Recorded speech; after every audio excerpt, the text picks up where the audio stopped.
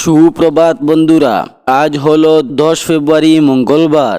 আজকের সকালের বিশেষ বিশেষ খবরগুলি হলো: গৌরব ভারত বিরোধী ষড়যন্ত্রী মুখ্যমন্ত্রী ডক্টর হিমন্ত বিশ্ব শর্মা। গৌরব বরাকে এলে বিরোধিতা করবে বিজেপি, বললেন মন্ত্রী কৌশিক রায়।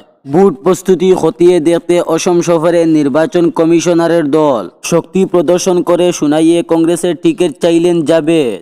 অনুপ্রবেশ রুখতে যুব সমাজের কর্মসংস্কৃতির বড় ডাল, বললেন সর্বানন্দ সোনোয়াল। গৌরবের পাক যুগ রাজপথে কপাল বিজেপি, মিছিলে মন্ত্রী কৃষ্ণেন্দু নন্দিতা। দামছড়া উচ্ছেদ পীড়িত পড়ুয়াদের ভবিষ্যৎ নিয়ে উদ্বেগ অভিভাবকদের সভায়। মেঘালয় কয়লা খনি বিস্ফোরণ হতে শ্রমিকদের পরিবারে খোঁজ নিলেন কংগ্রেসীরা। পাতারকান্দিতে ভোটার তালিকা ঘিরে বিতর্কের জোর, কংগ্রেসের একই প্রত্যাশীর নাম দুই স্থানে। তাহলে বিস্তারিত খবরে যাওয়ার আগে এখনই চ্যানেলটি সাবস্ক্রাইব করুন এবং পাশে থাকা বেল আইকনটি বাজিয়ে রাখুন, যাহাতে সমস্ত খবরগুলি সবার আগে আপনার কাছে পৌঁছাতে পারে। এখন শুনুন আজকের খবরগুলির বিস্তারিত। গৌরব ভারত বিরোধী ষড়যন্ত্রী মুখ্যমন্ত্রী হিমন্ত বিশ্ব শর্মা নির্বাচনের মুখে প্রদেশ কংগ্রেস সভাপতি তথা সংসদ গৌরব গগৈ এবং তার স্ত্রী এলিজাবেথ কলবার্ন গগৈয়ের সঙ্গে পাকিস্তানের সম্পর্ক নিয়ে এসআইটির প্রতিবেদন প্রকাশ করে বিস্ফোরণ ঘটালেন মুখ্যমন্ত্রী হিমন্ত বিশ্ব শর্মা। রবিবার এক সাংবাদিক সম্মেলনে দুজনের বিরুদ্ধে দেশবিরোধী কার্যক্রমের অভিযোগ এনেছেন মুখ্যমন্ত্রী। একই সঙ্গে পাকিস্তানের প্রভাবশালী নাগরিক অলি তৌকির শেখের বিরুদ্ধে একগাদা অভিযোগ এনেছেন তিনি। সংসদে গৌরব গগৈয়ের পাকিস্তানের সফর নিয়ে গত কয়েক মাস ধরেই সরব মুখ্যমন্ত্রী। এদিন এসআইটির তদন্তের তথ্য তুলে ধরে সাংবাদিকদের মুখ্যমন্ত্রী বলেন, 2013 সালে 14 ডিসেম্বর পাকিস্তানে গিয়েছিলেন গৌরব। 10 দিন সে দেশে ছিলেন তিনি। কেবলমাত্র লাহোর যাওয়ার ভিসা পেয়েছিলেন গৌরব। লাহোর পৌঁছানোর পর 16 ডিসেম্বর পাকিস্তানের এন্টিয়ারিং স্বরাষ্ট্র মন্ত্রকের তরফে ইসলামাবাদ এবং করাচি সফরের জন্য গৌরবের ভিসা দেয়। এতে কম সময়ের মধ্যে ইসলামাবাদ এবং করাচি সফরের ভিসা কেমন করে পেলেন, সে ব্যাপারে গৌরব আজ পর্যন্ত কোনো উত্তর দেননি। পাকিস্তানের মন্ত্রের বিশেষ অনুমতি চিঠি গৌরবের কাছে রয়েছে। পাকিস্তান 10 দিন গৌরবে কি করেছেন, কার সঙ্গে দেখা করেছেন, কোথায় ছিলেন, কার সঙ্গে কি আলোচনা করেছেন, সে ব্যাপারে আজ পর্যন্ত গৌরবের মুখ খুলেনি। ভোট প্রস্তুতি খতিয়ে দেখতে অসম সফরে নির্বাচন কমিশনের দল। রঙ্গালী বিহুর আগেই অসমে বিধানসভা নির্বাচন অনুষ্ঠিত হওয়ার প্রবল সম্ভাবনা তৈরি হয়েছে। সেই লক্ষ্যেই নির্বাচনের প্রস্তুতি ও সামগ্রিক পরিস্থিতি পর্যালোচনা করতে 2 দিনের সফরে অসমে এসেছে নির্বাচন কমিশনারের একটি দল।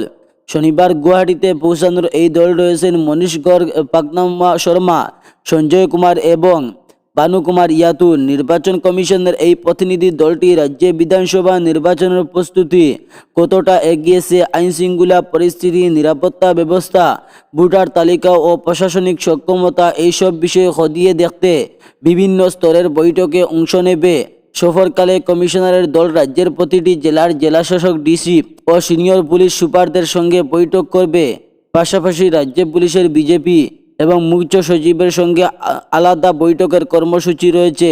নির্বাচন সূত্রে জানা গেছে, শাসক অন্যতম উদ্দেশ্য উল্লেখ্য, অসম সরকার রঙ্গালী বিহুর আগেই বিধানসভা নির্বাচন আয়োজনের জন্য নির্বাচন কমিশনের কাছে অনুরোধ জানিয়েছে। গৌরব বরাকে এলে বিরোধিতা করবে বিজেপি, মন্ত্রী কৌশিক রায়। প্রদেশ কংগ্রেস সভাপতি গৌরব গগৈ পাক সংযোগের অভিযোগ কেন্দ্র করে বর্তমান রাজ্য রাজনীতি বিশেষ গরম। এই পরিস্থিতির মাঝে কাছাড় বিজেপির পক্ষ থেকে জানিয়ে দেওয়া হলো, গৌরব বরাক উপত্যকায় ঢুকতে চাইলে বিরোধিতা করবেন তারা। দলের পক্ষ থেকে মন্ত্রী কৌশিক রায় একথা জানিয়ে কংগ্রেসীদের প্রতি আহ্বান জানান, তারাও যেন গৌরবকে এই উপত্যকায় আমন্ত্রণ না জানান। রবিবার গুয়াহাটিতে সাংবাদিক সম্মেলনে ডেকে গৌরবের পাকিস্তান সংযোগের অভিযোগ নিয়ে বিস্তারিত তথ্য তুলে ধরেন মুখ্যমন্ত্রী হিমন্ত বিশ্ব শর্মা।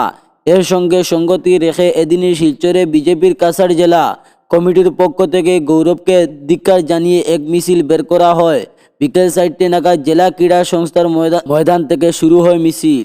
শক্তি প্রদর্শন করে সুনাইয়ে কংগ্রেসের টিকিট চাইলেন জাবেদ। সুনাইয়ে কংগ্রেসের টিকিট কেন্দ্রিক লড়াইয়ে জমে উঠেছে কমিক। রবিবার প্রচুর সংখ্যক সমর্থক নিয়ে জেলা কংগ্রেসের কার্যালয়ে আবেদনপত্র পেশ করেন। ভালোভাবেই নিজের উপস্থিতি জানান দিলেন টিকিট এবং দাবিদার লস্কর।